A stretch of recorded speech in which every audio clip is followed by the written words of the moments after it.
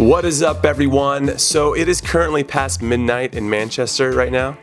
Actually 2 a.m. But since I'm doing a very cool event with Chevy and Manchester United, and the vlog from all of this and this trip will come out soon, I have to record tonight or early this morning. Not only for the hashtags hard work and dedication, but because I won't have time tomorrow. But because I also love doing previews and predictions with all you warm ballers, that's what we're going to focus on instead. And first up is Manchester United versus Tottenham. Now, after some careful consideration, I think this game is much bigger for United, and actually an absolute must-win for them, not only because the players need to respond after Jose Mourinho ripped them in the press conference and in the dressing room after they lost to Huddersfield Town last weekend, which is still pretty shocking. And actually, he reportedly ripped them on the training ground this week as well to complete his hat trick of outrage, but also because they're currently 5 points behind Man City. So if United fails to beat Spurs and City wins, United could drop 8 points behind City, who play on the road versus West Brom this weekend. Also,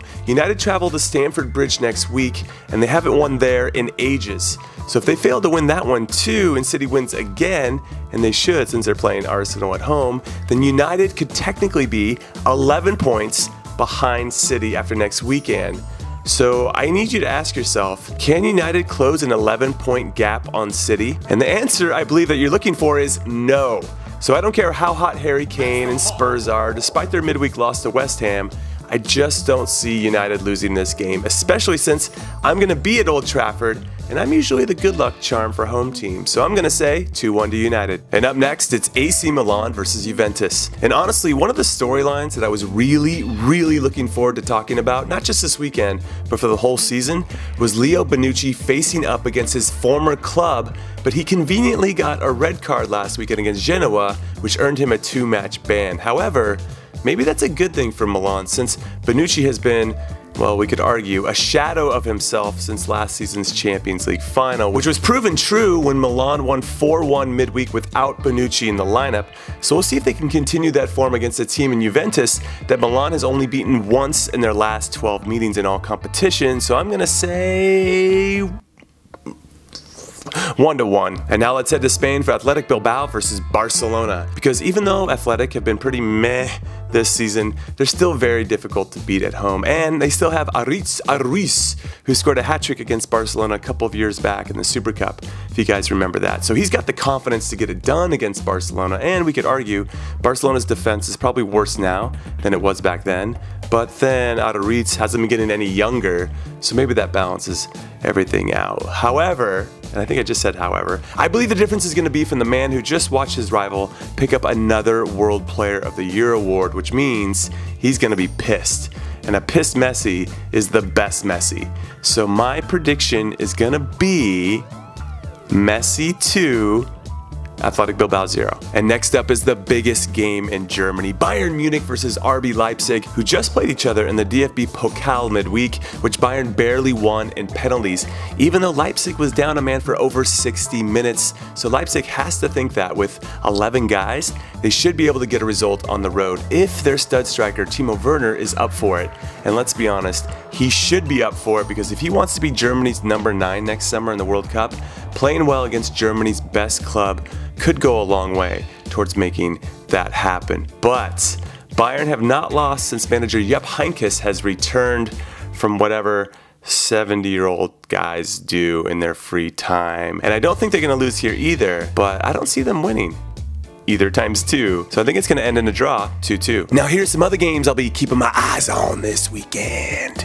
Oh yeah, brother. Like every single MLS playoff game, but specifically the Seattle Sounders versus the Vancouver Whitecaps, because after Vancouver crushed the San Jose Earthquakes at home a few days ago in the play-in playoff game 5-0, they get to host another playoff game with all this newfound momentum into leg 1 of their two-legged affair against the Sounders, which I feel like is a little unfair to Seattle since they have yet to play in the playoffs because they had a bye in the first round for having a better record in the regular season. That's their reward, having to go on the road to play a super hot team. So we'll see how they and all the other top seeds do, because I don't think they're all going to win. And then I'm going to be watching PSG versus Nice, which is happening today, or Friday, if you guys watch this after Friday, because after they almost dropped points to Marseille last weekend, it'll be interesting to see how they and Edinson Cavani perform without the suspended Neymar in the lineup.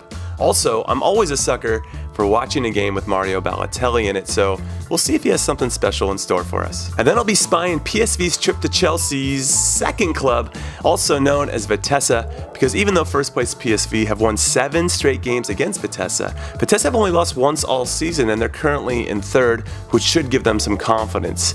But PSV's attack is so good. They have Lozano, Locadia, Van Ginkel, and Pereiro having scored a combined 24 goals so far, so this game is really PSV's to lose. And down in Brazil, well, I thought Corinthians were going to run away with this, but they might be on the verge of pulling off the biggest choke job in recent memory outside of PSG's 6-1 loss to Barcelona last year. Because 5 weeks ago, Corinthians were 10 points clear on top, but since then, they've won 1 out of their last 6 games, which has given Palmeiras and Santos some hope, as both of those teams are only 6 points behind Corinthians with 8 games to go.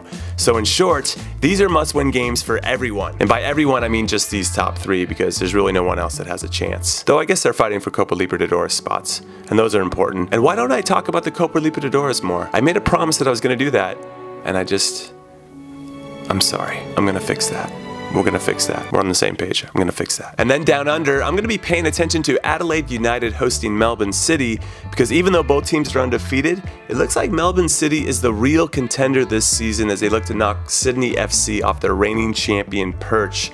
So we'll see if they can keep it up against a difficult opponent on the road. And finally, it's Liga MX time, and number 1 Monterrey versus number 2 Club America.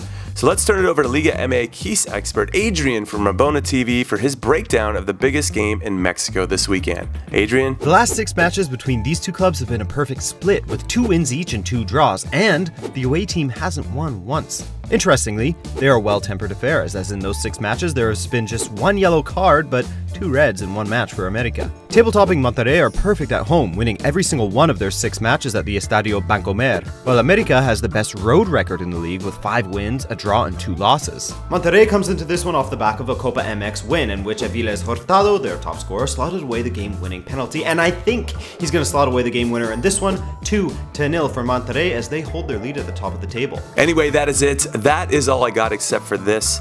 Pick the correct scoreline for Manchester United versus Tottenham, and if you get it right, you'll be entered to win some Warm Baller swag.